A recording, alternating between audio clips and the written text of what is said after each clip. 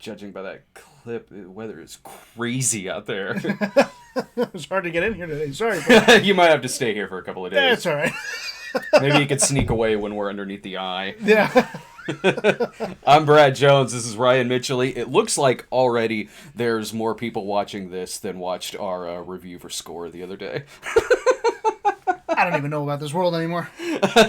So that's still a good movie. I mean, come on. It is. If you like movies about, Yeah. or just like scores from movies, it's worth seeing. Yeah. You don't need to hear our review of it if you don't want to, but you know, please watch the But review. please watch the review. But it's yeah. We did this the other day. Yeah, we did a requested review a couple of days ago for Score, and it was a fun video to do. It's a documentary about musical scores throughout movie history and some backstories on them and things like that. And it was a fun one to do, and we were talking about different scores that we like. Some people in the comments were also doing the same. So if you haven't gotten a chance to check out that video, go ahead. We only got 2 movies here for you tonight, which I think is a couple more than what we'll have next week. I think next week the only thing is Lion King. So we've got Crawl tonight, and we've also got the action comedy Stuber. And while you're at it, go ahead and give us a subscription at I almost said youtube.com/Lloyd approved. No. If we don't get that channel, we need to go get it now. Maybe we should. We are at youtube.com/Stoned Gremlin Productions. Also, give us a follow over on Instagram. We're starting to do a lot more stuff over there. A lot of advertisements we have, promoting videos, behind the scenes photos. We're updating that constantly throughout the day. So give us a follow at Instagram over at The Cinema Snob. And as you could probably already tell, we were talking about this a little bit beforehand, where I'm just like, I hate summer, man. Yeah. Summer, it's muggy and terrible, and it just makes me allergies are killing me. Yeah. If I seem tired right now, it's because I always am during the summer. I mean, it drains me of every bit of energy or anything. I'm just lethargic, and I constantly look like I'm in a bad mood, which I'm not. I'm not at all. I'm just drained because of the heat. I don't like it. That's why I almost accidentally said the name of our channel, which we've had for years. It was called Lloyd Approved. That's right. It's this whole, we're just trying out this whole YouTube thing right now. So with the name Stoned Gremlin Productions that we came up with in the 90s. So we've had that for 20 years. So how's everything going with the movie? It's going great. So our movie's coming out July 26th. Mm-hmm. Another Cinema Snob movie. There's our poster that we just we released here this past week. Yeah. I was actually in a color grade session this whole afternoon. Mm-hmm. Getting the color correction, everything looking really, really good. I'm getting the pieces of the music and the score back, starting to put those together. The mix is being done. It's all the final little pieces are coming together. And it's looking great. I can't wait. I mean, we'll be doing a commentary for the DVD here in like a week or so, and other cast members will be as well. Plus, we'll have a clip for you later on. In case you haven't seen it yet, we'll be showing a clip, and it's one that we already have on the channel, but we'll be showing it here for you anyway in case you haven't seen it yet. And we're going to be releasing a lot more clips over the next couple of weeks, behind the scenes footage as well. And when we release those, we'll also show it on here as well, like we did last week with when we showed the trailer. So we'll have a funny clip for you to show later on from another Cinema Snob movie. And you can also check out, we've got, which you're in and Laura's in, and right. Lloyd. It's the most Lloyd approved. Maybe that's why I was saying Lloyd approved so much, because I believe this episode, the last episode of the Cinema Snob we had, is the most Lloyd approved episode to date. And if you also want to request reviews like we did a couple of days ago for Score, a film music documentary, please contribute to our Patreon channel, patreon.com/thecinemasnob. We wrapped up the poll the other day. I know we were talking about this a little bit in the Score episode, where we had a poll for the next Snob episode, and I said, so far the melodrama is winning. And it won. Yay! Man, I watched that movie yesterday. You guys are going to be glad this movie won. Seriously. Yes. There was a lot to work with that movie. Like, if I'm going to compare it to anything that I've done in the past, like, it's It's one of those unintentionally creepy romances like Old Fashioned or 50 Shades of Grey or Endless Love. Like, Laura wasn't there when I watched it, and when I talked to her later, I'm like, I wish you were there when I watched this movie, because I don't want to give anything about this movie away, but you guys are in for a treat on Monday with Until September. You're going to be glad the melodrama won. Trust me, I was going 5 minutes into this movie. I was glad the melodrama won. And it's from the director of Return of the Jedi. Richard Marquand directed the film. So there's Ewoks, of course, you know. So wish. You're right. I so wish that just turned up towards the end of the movie. Oh my god. Yeah, so I'm going to be editing that over the weekend, and actually I should probably have that done before Monday, and whenever I get done with episodes before they go public on Monday, I throw them up over on Patreon. So give us a contribution over there at patreon.com/thecinemasnob. And again, we got 2 movies here for you tonight, so let's go ahead and get to the first movie, which is the action comedy Stuber. I'll show a clip right here, and then we'll be back with the review. Get the shot, Stu! Shoot! Come on!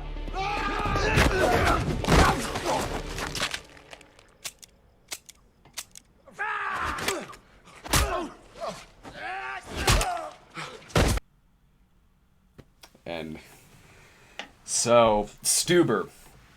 It's typically movies like this that are like in those like in between weeks where there's like big tentpole movies, you know, like something about a Lion King. Something about a Lion King next week. Last week, something about Spider-Man. Something about those two. I don't know. Yeah. So you'll find like these are usually a pretty good sweet spot for like an R-rated action movie or an R-rated horror film, and we got both of those tonight. Between Stuber and Crawl, I had both of these movies last night, and it was still a relatively quick night at the movie theater because they were both only about 90 minutes long. Plus, I forgot to mention this earlier. In between the reviews, we always answer the Super Chat questions, read Super Chat comments, so if you want to get your question or comment read on the air and be part of the show, contribute to the Super Chat, and we always do those in between the reviews and at the end as well. So, by all means. Now, okay. So, Stuber is, when I got the trailer for this movie, now this is the movie with Dave Bautista and Kumail Nanjiani. Kumail Nanjiani plays a guy named Stu, who's an Uber driver, hence the title. I was trying to think what would it be if it was about Lyft, and all I could come up with was Clift. Clift. That's the Asylum knockoff. So this is a film in which he is an Uber driver. Dave Bautista is a hard-ass cop who has gotten it. At the beginning of the movie, his partner gets killed, Karen Gillan. His partner gets killed at the beginning, so he's got a vendetta against this drug lord who did it, and he's spending months trying to find this guy, bring him in, and also get revenge. So he finds that he gets a tip on where this villain is, or different people who know him and what they might lead to. So he gets an Uber to take him to all these places because he's just had LASIK eye surgery. And he's going rogue on this particular case. So he's not bringing in backup or anything like that. I think he crashes his car pretty early on. And throughout the movie, he needs this driver to get him to all of these locations because he's just going to keep crashing into stuff and bumping into things because he can't see. He's got this little card reader in front of him that keeps testing out his eyesight. And I'll get more into that a little bit later on. But what I do like about when I got the trailer for this movie, I was thinking of a couple of things. One of which was like, oh, okay, it's like buddy action comedy Collateral. And Laura had never seen this movie before, Michael Mann's Collateral. So I had just rewatched it. She saw it for the first time. I've seen it many times. It's one of my top 10 cruise movies. And so she hadn't seen it, so we watched it, and then we go and we get the trailer for this movie. I'm like, oh, okay, so it's like it's like an action comedy version of that. But the more I was watching it and the more I was thinking about it, I was like, wait, I know what this is. Remember Taxi? I know the original one's better, but it's just funnier to pop up the Jimmy Fallon one. like, oh, okay, it's, modern Uber Taxi, but better than the Jimmy Fallon movie Taxi. I do enjoy how, like, in a lot of ways, the movie is very, very unapologetic. Like, it is unapologetic in it being an R-rated action comedy, especially in a lot of the things that they're having Dave Bautista do throughout the film. He is out of a much grittier 80s, 90s action movie. Even kind of the color scheme that a lot of the movie has looks like it's... And the way a lot of it is edited as well, looks like it's harkening back to, like, almost an early, mid-90s style action movie. Something you might see, like, Don Simpson's name on, Tony Scott, with a lot of... Because this is taking place around L.A. in, like, the middle of a heat wave. And, boy, do they have... So they have a lot of good, like... color schemes going on with that. You can feel the heat as you're watching this movie, which was reminding me of like a Tony Scott film, because he's got some of the sweatiest action movies ever made. And I'm a huge Tony Scott fan. I'm a huge Don Simpson fan as well. So watching this, I'm like, okay, this is like sort of diet that. But, I like diet soda. So why not? So I was enjoying watching Dave Bautista just commit complete destruction throughout this film with no repercussions. Like, so many bodies left in his wake, all these shootouts, these really graphic, bloody action sequences, and just kind of moving on to the next thing with really no consequence to anything that was going on. Him, torturing people that he's talking to and all of that. Like, the two are really good together in it. They fit their roles really, really well. And while he's certainly a cop out of something from the 80s and 90s, like 20 plus years ago, I could have seen this being like a Stallone movie. Like a Stallone and Eddie Murphy movie or something like that. I could have seen that being really well. That casting back then for movie... Oh, well, that's the water from a couple of days ago. It's fine. Didn't spoil. I do like, too, that the character of Stu, the Kumail Nanjiani character, while Dave Bautista is out of, like, like an 80s, 90s action movie, this character, Stu, is almost out of an 80s, 90s comedy. Yeah. And those kind of tones, like, work together fairly well in the movie, because he's in this hard-ass revenge movie. Right. A pretty bloody one. And they both have certain things that they have to get to by the end of it. In his particular case, he's kind of trying to repair this relationship with his daughter, and she has like an art show going on. Kumail Nanjiani, again, like I said, is almost out of this 80s comedy, because what he's trying to get to is he's in love with this girl, played by Betty Gilpin. I love Betty Gilpin. Almost playing like a less sadistic version of her character from Dog's Journey. Oh, the mom. So she's wine drunk in this movie too, but out of more like a comedy, whereas the other one, she's like, she's berating her daughter. Her daughter almost gets assaulted, and Betty Gilpin in the Dog movie is just like... In this, like, Kumail Nanjiani is in love with her, and they had hooked up before in the past, and he's trying to go in on this business with her just to kind of impress her a little bit, or she's kind of manipulating him to do this aerobics business with him. Meanwhile, she's seeing this other guy, but then the other guy's cheating on her, so she's wine drunk and wants to have another one-night stand with Kumail Nanjiani, so he's trying to get through all this cop shit with Dave Bautista kidnapping him and making him to go to these shootouts because he wants to go get laid. And they do have good chemistry together. There's things that this movie is doing that are written a little bit better than similar things that they tried doing in that new Shaft movie. Like in the new Shaft movie, where you have like an old school character like John Shaft, like Samuel Jackson and Richard Roundtree in that movie, but the younger guy who's kind of a puss. In the Shaft movie, the idea was there. It just wasn't executed great. It was just kind of executed in about the most two-dimensional way you could. Yeah. Not that Stuber's a great movie, but the writing is a little better in that regard, because you have this clash of this weenie guy who's not used to seeing all this tough 80s cop stuff, and Dave Bautista being this muscular Hulk, just ripping people in half. There's a really funny scene where, and this is what I mean, where I'm like, okay, this scene right here is smarter than some of the stuff that they tried doing in Shaft. There's a scene in the movie where, in fact, I have this picture. Let me pull it up real quick. So this scene, he's trying to get information out of this particular guy right here who knows where the villain is. And he's torturing the guy. He's sticking his finger in the guy's bullet wound in his leg. Stu says to him, like, you don't need to do that. I'm roughly this guy's age. I know exactly what's going to get information out of him. So Kumail Nanjiani gets into the guy's Twitter account and is starting to write all of these, like, inflammatory things, like, or stuff that would get him picked on or something like that.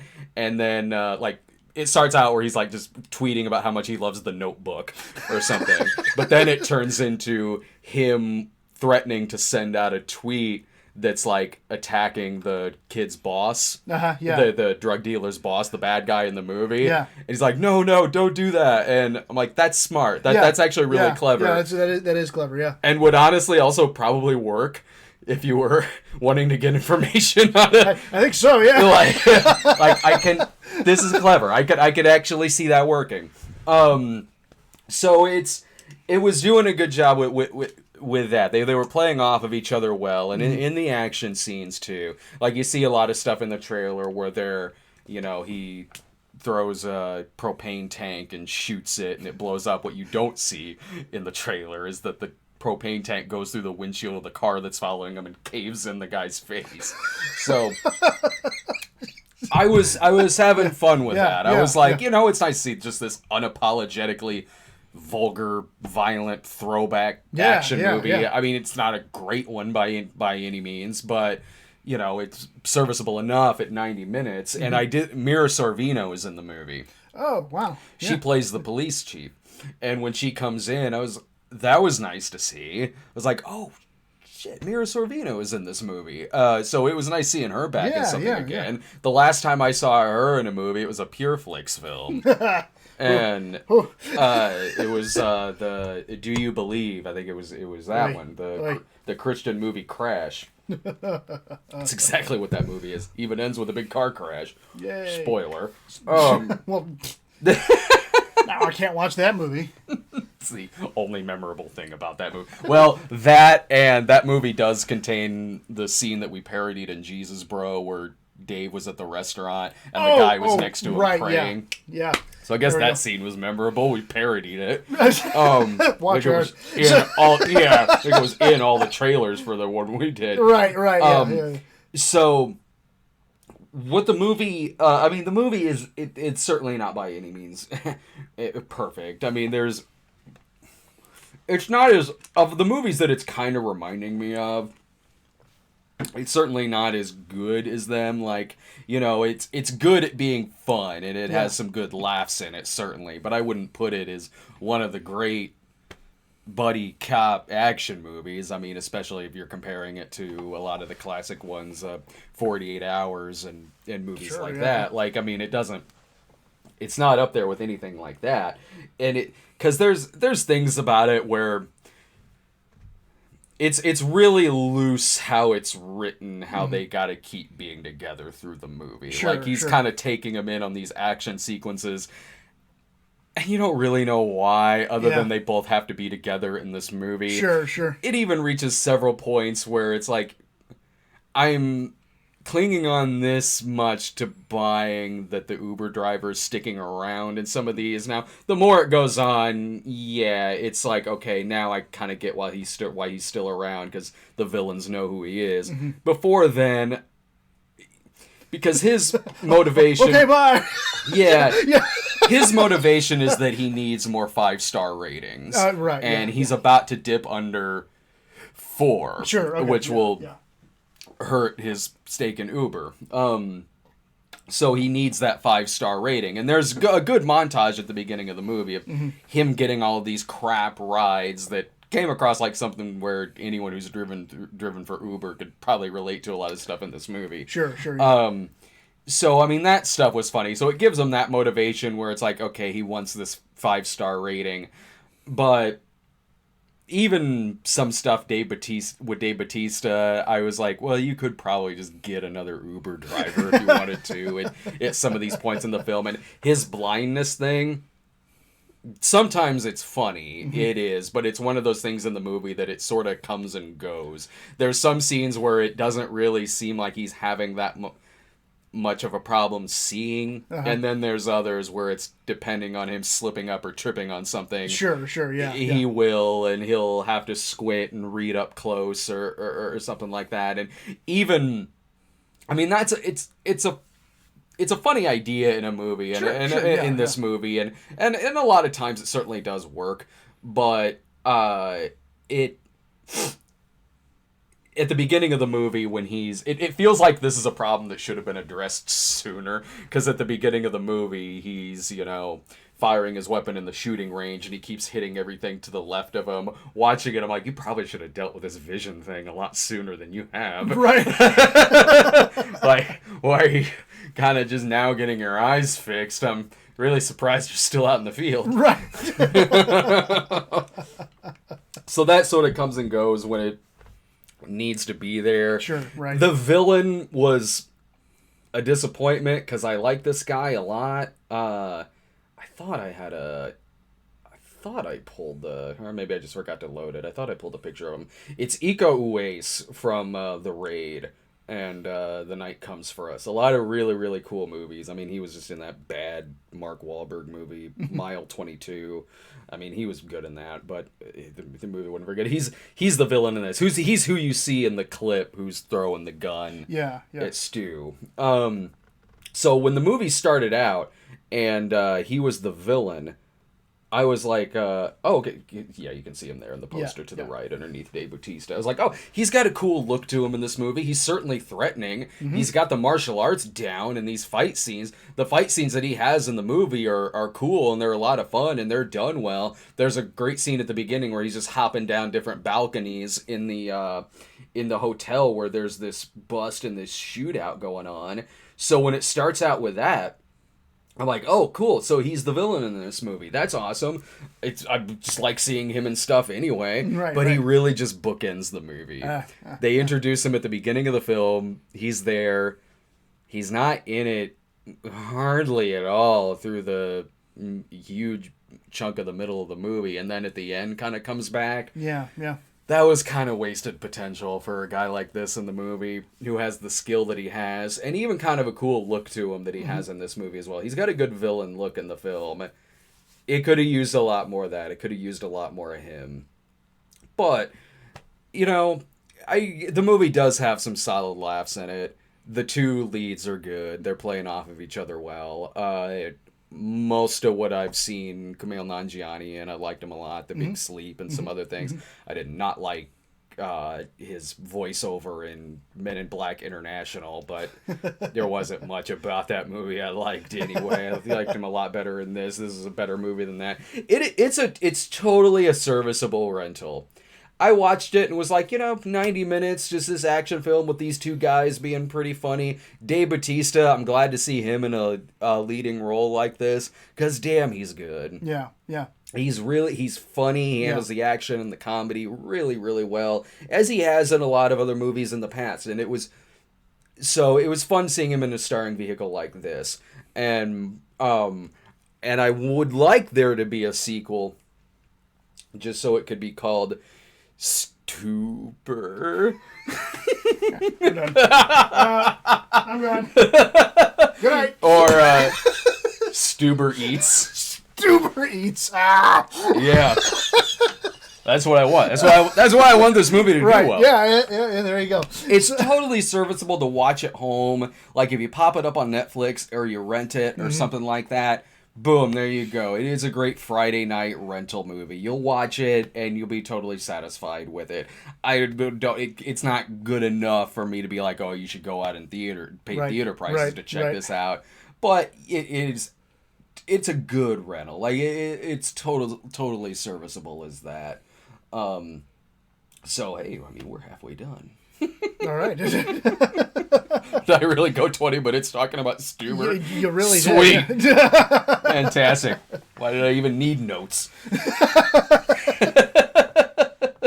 All right, we're going to answer some super chat questions right here, and then we're going to get to Crawl. Also, here in a little bit, we're going to show a clip from our movie, another Cinema Snob movie, again, which is coming up July 26th. July 26th. I should know that without saying the date with a question mark. You're the executive producer of this film and star. You need to know when this movie's coming out. This year, right? Yeah, sure. Why not? Year? Yeah, sure. So, thank you so much, Chase, for the donation. And then Daniel Vasquez. Daniel Vasquez. Hey, Brad and Ryan. Do you guys have fans living in Springfield? And have they ran into you guys in the theater? That's a really good question. Yeah, we have run into... we have run into people at the movie theater a lot. Usually it depends on what movie we're at. Like it'll happen at a horror film. When we used to go to the Riff Track shows, it would happen. Definitely the Riff Track shows. Yeah, it would happen all the time. That's where I remember people. Me being recognized is pretty rare, but it was at a Riff Track show that somebody recognized me. So Laura got recognized. It was the Riff Track for Sharknado. Oh, well, there you go. So yeah, that's where for Sharknado 2 actually. That's the one I was in. Yes, that is me in the movie. Thank you. No, that's me standing as people walk out, going, "That was me." Yeah, I was the guy who was in that movie. Sir, ma'am, sir, can I stop you for a moment? No, not the mace. You know.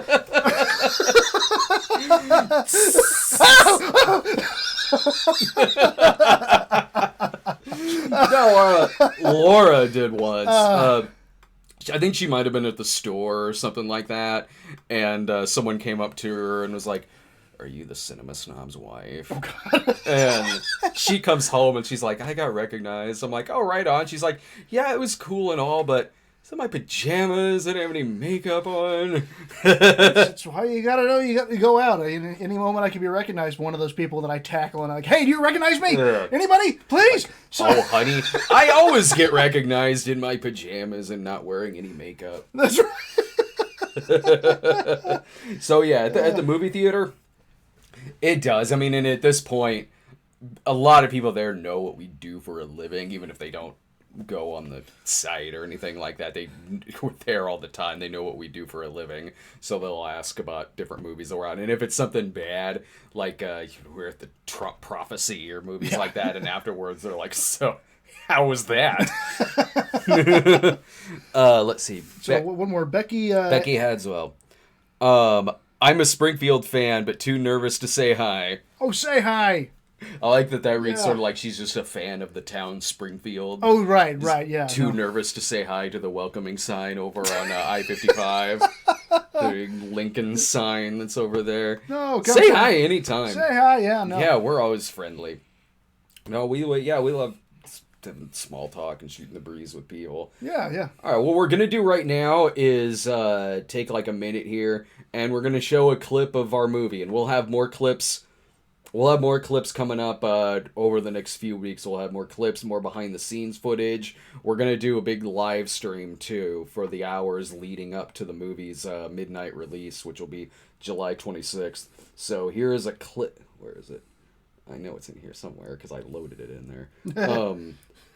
If not, we can just reenact it. I ain't eating those balls again. Here it is. Here's a clip from the upcoming Another Cinema Snob movie. You have no idea that's the correct way to fry balls. Guys, we could do a food vlog. What? My channel. All my fans, they're used to me being Shelly Songs, the expert in songs. And I've decided to incorporate food videos into my channel. So I can be Shelly Songs, the expert in songs, becomes Shelly Eats, the expert in eating. And how long have you been reviewing food? Since just right now. Hi everyone, my name is Shelly Songs, live with you at Testicle County, USA. Speaking with...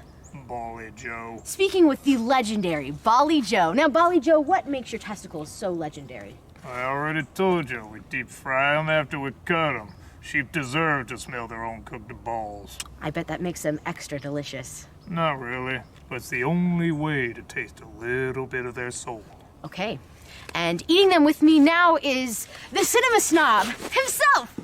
I thought you were a vegetarian. I am. That thought just occurred to me, which is why I pulled you into this video. Now, cinema snob, you're a snob of cinema.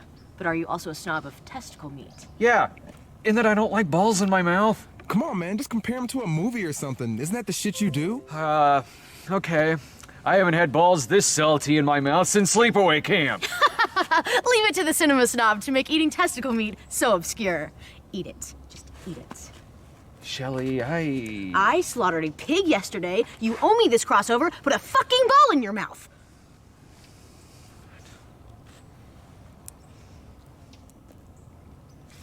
Oh my god. It's terrible. It's fucking terrible.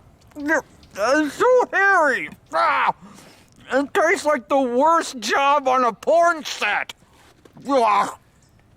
You just ate a double rack of human flesh less than 24 hours ago. Suck it up, Buttercup.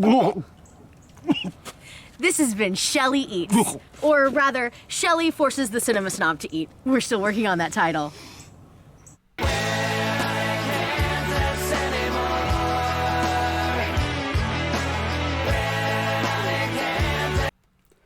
What were those balls again? Goat testicles. Well, I know what it is. Oh, really? What? Dave tricked me.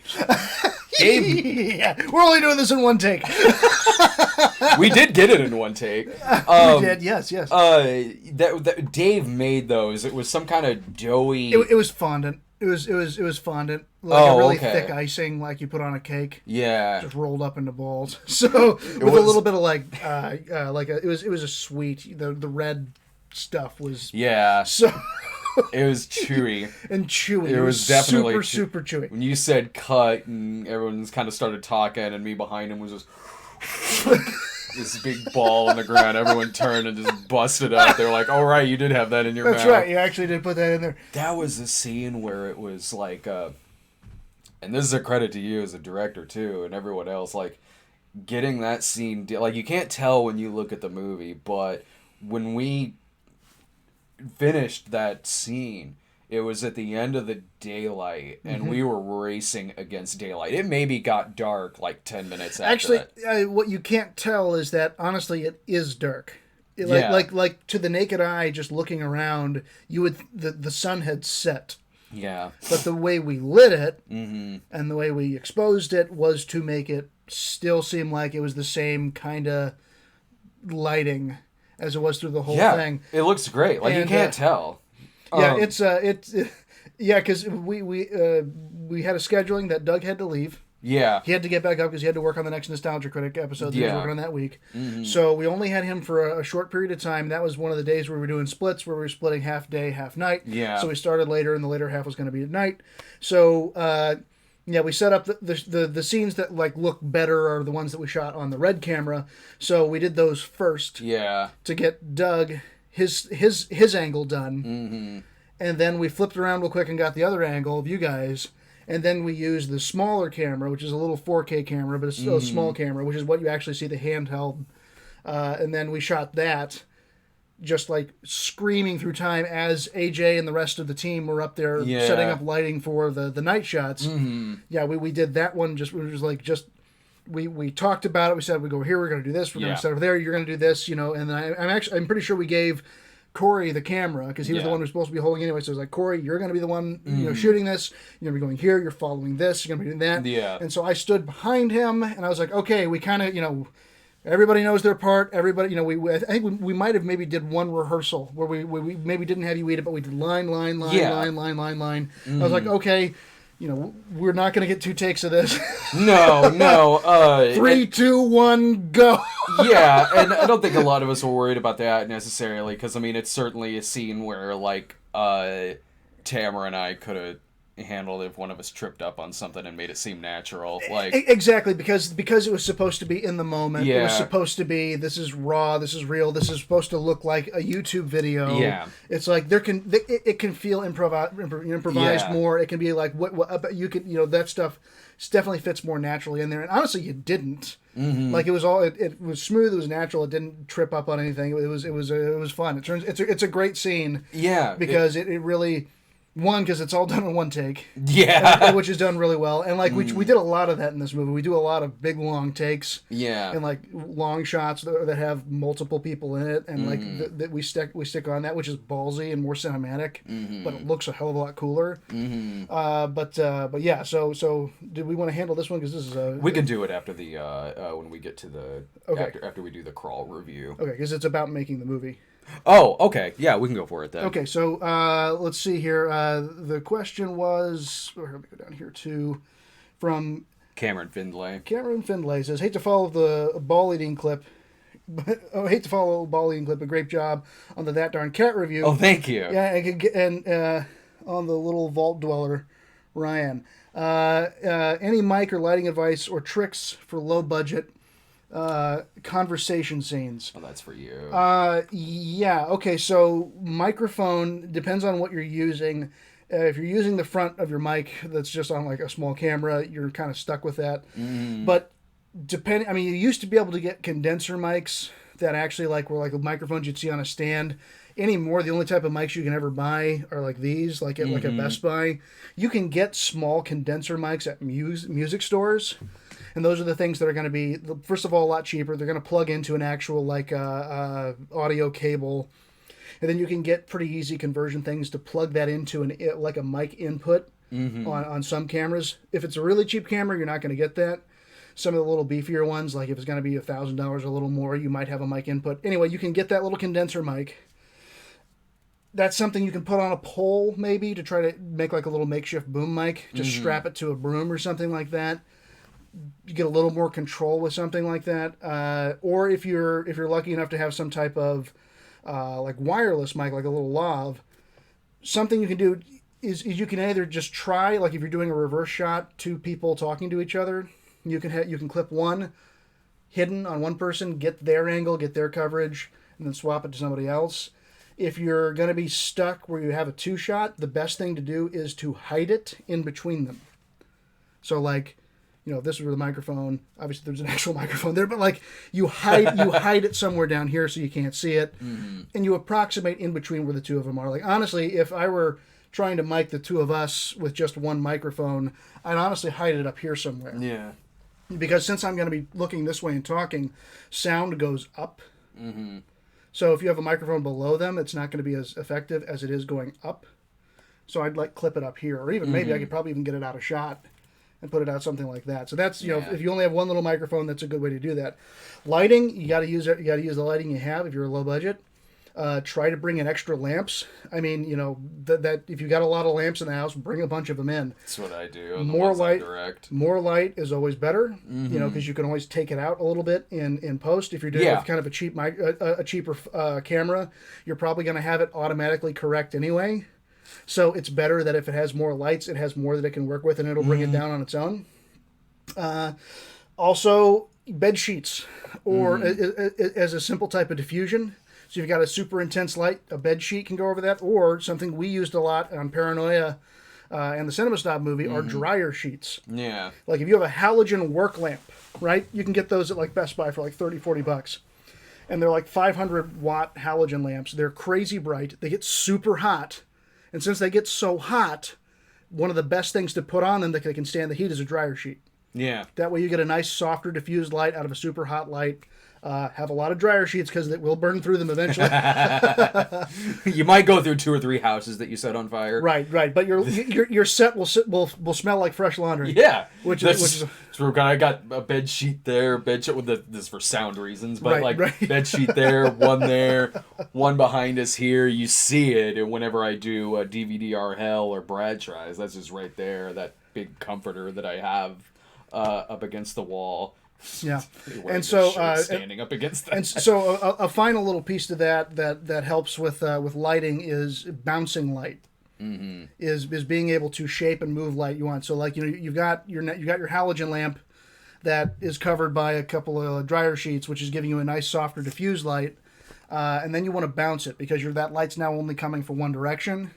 You want to try to get something. They usually, you've probably seen them on photography shoots. They look like a silver circle that they use to kind of bounce and shape light. Though you can order those online for pretty inexpensive. You get a little small one, and at least for, again, if it's a conversation of two people talking, you can pretty easily get a little bounce and put it just off camera down here, and you can bounce light in certain areas like that. So this is why you were the much better person to answer this question than me. Mine would be like, oh, just use the camera on the microphone. Just use the microphone on the camera. Well, and do like on disco and like make sure you like, okay, the air conditioner turned off over there. The air conditioner turned off over there, so we can go film those scenes. Came back on. Let's go over here and shoot these scenes. Right. So anyway, hopefully that just for some quickie advice on how to light and kind of set up a microphone. You got to use what you have. I mean, Cinema Snob movie, all things considered, is pretty close to $100,000 is what it's cost us to make this movie. Oh, the second one? The second one. I thought you said the first one at first. I was like, well, okay, so right, the second one, I mean, we raised a bunch of money and then we invested a bunch ourselves. Yeah. And that's why, it looks as good and sounds as good as it does. Now, obviously, we still get the crap kicked out of us on certain things like CGI and driving shots. That's because that 100,000 doesn't go as far as you might think to make a super professional looking film. You also don't see this in the trailer where that's the joke of that scene. Because it is a scene where characters... The whole movie is... I'll say this isn't a spoiler. We said this when we were promoting the movie as well. There's a lot of things that happen in the movie that are things that happen that the Cinema Snob often makes fun of. Sure, right, exactly. Because the characters are getting stuck in the type of movies that the Cinema Snob makes fun of. And in that scene where they're driving, they're playing a game, which is just naming different tropes and cliches they don't like, and they're things that are happening in the movie. One of them is green screen shot. Like my character says something about green screen shots. Right. So yes, that is one part of the joke, and two, it's just, I mean,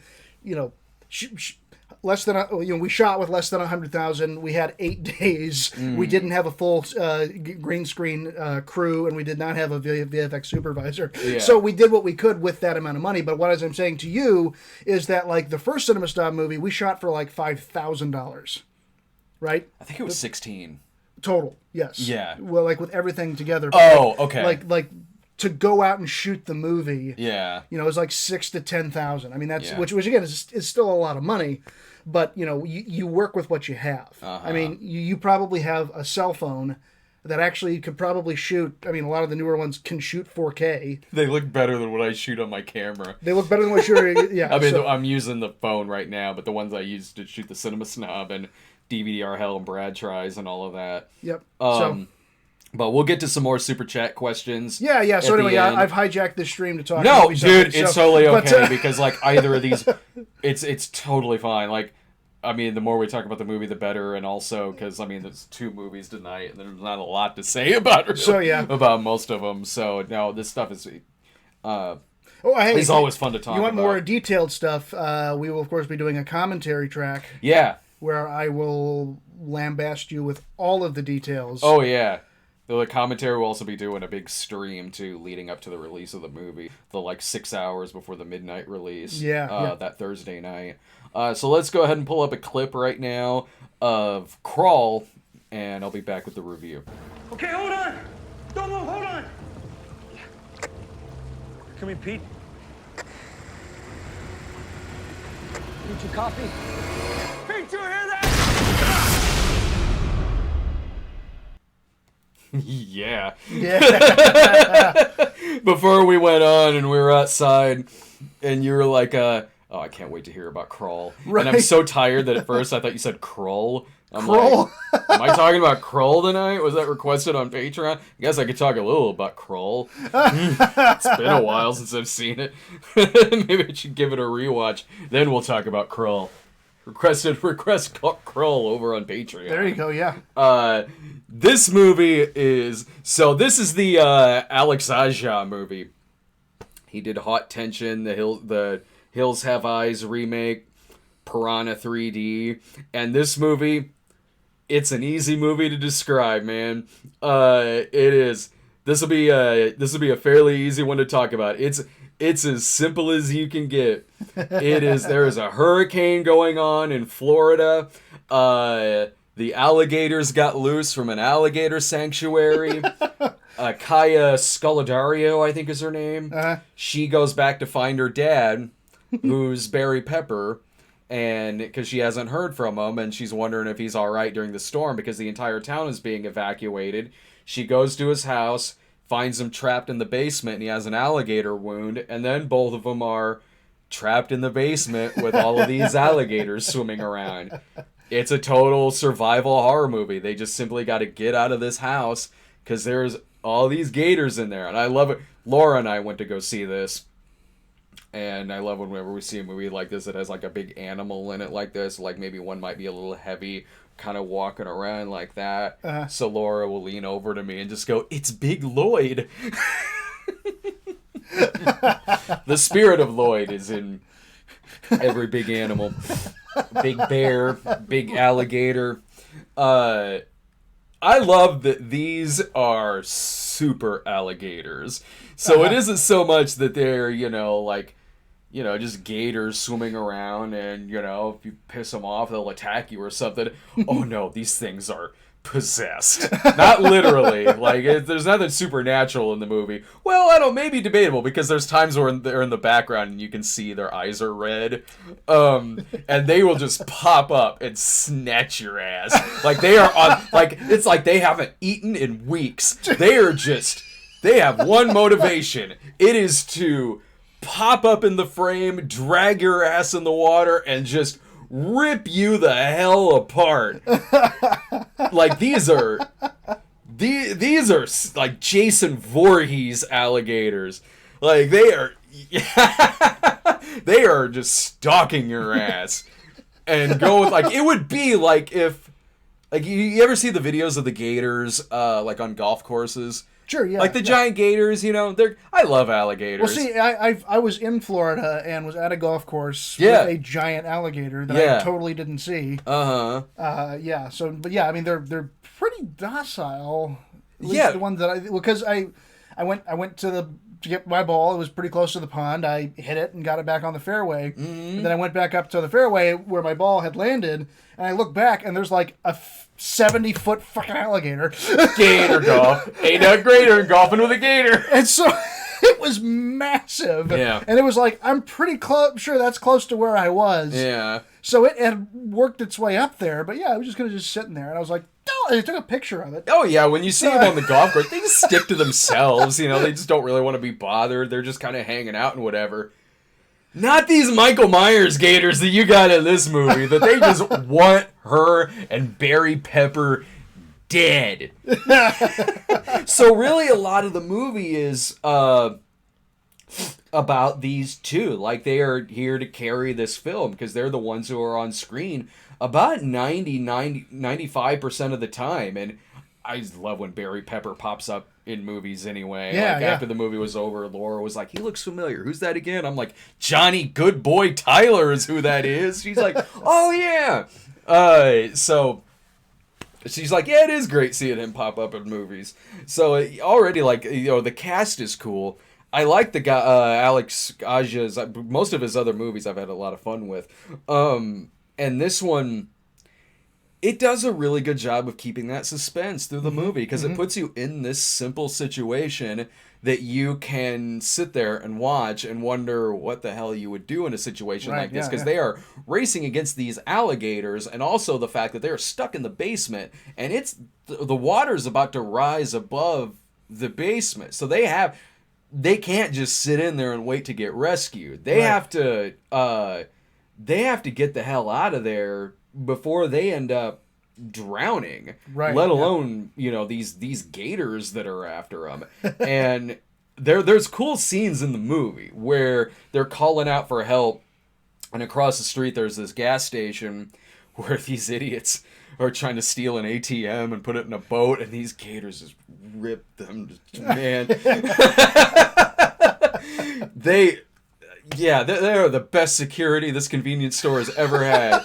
These gators swim in there after these people stealing this ATM. There's good shots in the movie too, where there's a guy inside the store, and then in the background you just see one of them just kind of silently pull this person under. It does a good job of that. You saw in that clip that I had where there was the cop standing up there, and the gator just pops out, snatches him, and takes him down. There's cool things like that in the movie. There's great suspense because they have to get around the water. So they have to get around the water quietly without the gators sensing that they're there and chasing after them. So it does a good job with really slow build-up sequences like that. Yeah, and also, there's good payoffs, too, because they'll go around the corner and one of those fucking things will just appear out the side of the screen and bite at their damn head. That's awesome. I like that early on, they already have pretty bad injuries. Barry Pepper's injured from the moment we see him in the basement because he's passed out from a shoulder bite. What? She takes it in the leg within the first 15-20 minutes of the movie, so they've already got pretty severe injuries that they're dealing with through the movie. And I did like, because there's a dog in the movie, and a lot of times whenever I see a dog or a cat or something pop up in a horror movie or something, I tend to groan because I'm like, I know where this is going. Right, Just yeah. please don't. Yeah. Like, I felt that, forgot to bring it up, but I felt that way during the Child's Play remake, where I'm like, don't. You're going to. All right, whatever. It's just a trope I don't like. I wouldn't say a movie's bad just because of that, but like, no, but it's a pretty easy cop out to make people. Yeah. This one, it does have a dog throughout it, but at no point did I think that anything was really bad was going to happen necessarily. I'm like, this is a smarter movie than that. And it seems to be actually kind of playing with that trope a little bit of whether hell, I saw an article today where it was like, director talks about does the dog die? Like, so this feels like it's being a lot smarter with that kind of cliche and that trope, and like, so it was actually kind of fun having the dog there, like above on the ground floor level through the movie, trying to dig underneath. It's a useful character actually, because it kind of alerts some other characters where certain people are underneath the boards.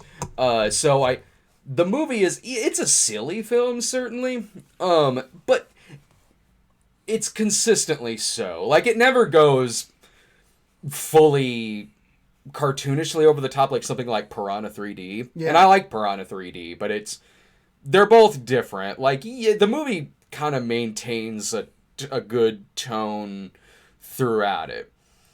Compared to another survival horror movie that I liked, was it The Shallows with Blake Lively? That one, where she's stuck on the rock with the shark surrounding her. It's a good movie. It's a fun movie, but it turns into a cartoon at the end of it. Did you see that movie? No, but you told me about it. Yeah, like, so it straight up just goes batshit like the shark is the Terminator at the end of that movie. This really kind of maintained a balance throughout it. There's over the top stuff in the movie, certainly, and some silliness to it, but it doesn't get to a point where it just goes beyond that or anything like that. It really maintains a good level of suspense through the movie.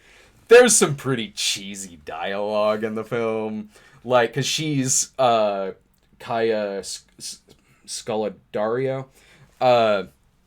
She was in the Ted Bundy movie that was just out. She's a swimmer in the movie. And when she was a kid, like, Barry Pepper was also, he's her dad, but he was also like her coach. So the opening scene is her as a little girl in this swim match, and him saying to her things that you say in a movie where you are psychically predicting what's going to happen to you 20 years later.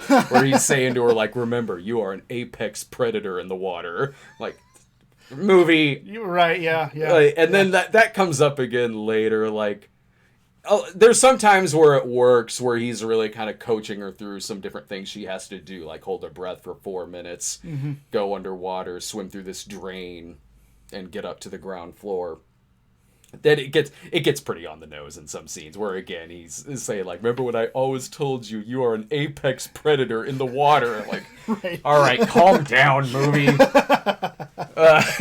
So there's some cheesy dialogue in it, but the actors are good. Like, I mean, they're both really good in the film. They carry the movie very well because we spend a good majority of the movie with just these two. I had a lot of fun with this movie. When it ended, like, I was totally satisfied with this. I thought it was I thought it was entertaining as hell. Mm-hmm. It's a 90-minute flick. It's got good suspense in it. Some of the kills are really good in the movie. If you like a good alligator movie, like there was the Robert Forster one from 80, I think that came out, Alligator. There's of course Lake Placid back in the 90s. Yeah, this is a good, like, creature feature, man. Nice. Like, just animals, like, just run amok and trying to kill some people. Like I had a good time with this movie. It's a really solid piece of entertainment. Like, so just go out. You'll get your money's worth going to see this movie. If you're sold on the trailer for it, it's a better time than I went to go see last year, that Hurricane Heist. Yeah. Which is like... That was barely entertaining, like really over the top movie. Right. This was a bit smarter than a movie like the Hurricane Heist. A bit more well made too. So yeah, if you like the director's other movies and you just want to see a good R-rated like survival horror film that's out with some gators ripping some people apart, go for it. Yeah, I had a lot of fun with it. Go check this movie out. All right, so we're gonna check out some more. Yeah, we got super one chat more questions. Super chat question here. Cool. If you have any more super chat questions or comments for us, get them in here so we can probably take off before too long. Let's see the one at the bottom. Circuit Druid. I get thrown to play next. I get thrown to play next in your live show. First thing I hear is excited talking about racing against alligators. What movie is this? Can it live up to my initial mental image? I need to know. Oh, so yeah, the play next. You got autoplayed put into our live stream is what they're saying. The play next on. Okay. And just heard that we were talking about racing alligators. What were so someone was watching a video.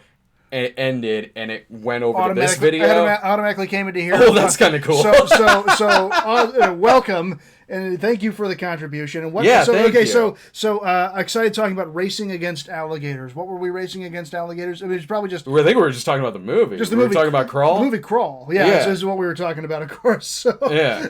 I like that. I understand the need. Don't get me wrong. I understand the need for the question. I do. Right. But I also like that we got a question that was. So, what movie are you guys talking about? What are you saying? But thank you so much. Yes, we're talking about Crawl, and I highly recommend the movie. If you like a good alligator movie, I recommend it. So check it out, and definitely thank you for the contribution. Thank you so much. So yeah, we got another contribution here. Mr. T-Bone SF. How about a trailer reaction to Rian Johnson's Knives Out? We started doing trailer reviews, but no one was watching them. Yeah, they did not perform at all. Yeah. And, like we were trying to figure out like other channels do trailer reactions and they do pretty well, but I guess the market's saturated, it's all right? About boosting the algorithm to try to help out the main shows on the site. I guess it is, yeah. So I'm kind of trying to work with that. If we do trailer stuff anymore, it'll just be during this show. Yeah. Like if we only have one movie to review or something like that. Or even a night like tonight where we only had two. I mean, for the sake of your question, what did you think of the Knives? Didn't even know this was a movie coming out. Oh, you didn't? Oh, okay. No, so is this the next movie he's directing? Yeah, it's the next Rian Johnson. It's got a whole bunch of stars. It's kind of like an old class whodunit. Okay. Type of like mystery movie, and I saw the trailer with the sound off, so I was just trying to read the subtitles because my baby was sleeping, so I was just watching it. But like. Mm-hmm. It's got a bunch of big stars in it. It looks like they're like a locked in the old mansion mystery kind of whodunit. And there's this big thing of this big wall of knives. Yeah. That eventually they grab knives and start trying to kill each other with. I mean, it sounds cool. Looks cool. There's another movie coming out like that too, where it's like Ready or Not. Have you gotten this trailer? No. This actually looks really fun. There's a movie called Ready or Not where this woman marries into this, like, waspy family, and they have a tradition where they make the bride play hide and seek the night of the wedding, but it's like a most dangerous game kind of thing where they actually hunt her inside of the mansion, and it looks like a really gory, fun, like, horror comedy. There's one guy's stuck with a crossbow, but he doesn't know how to use it, so he has to look at a YouTube video on how to use a crossbow. Right. And then it fires and hits somebody, random person in the head. Yeah, Ready or Not is what that's called. I've gotten that trailer a few times. There's a good Red Band trailer for it out. I think that comes out maybe August, September or something. But I think that's about all we got. Yep, that's all we got. Right at an hour. That's it's almost like we planned it. So it is. Thank you so much, everyone, for watching. Let me throw up a couple of more advertisements here. Keep an eye out for our movie, which is coming up July 26th, another Cinema Snob movie. That'll be on DVD and Vimeo on demand as well. So Friday, July 26th, that is coming out. Plus, check out our Cinema Snob episode on That Darn Cat, which was released on Monday. Subscribe to us over on Patreon at patreon.com/thecinemasnob, and follow us on Instagram at thecinemasnob. Plus, shoot us a subscription at youtube.com/stonegremlinproductions so you can get all the alerts and updates and all that stuff sent to your phone for when new videos go up, when we go live, and all the different live streams we do. So shoot us a subscription there. youtube.com/stonegremlinproductions. We'll see you next week with a review of The Lion King. Woohoo!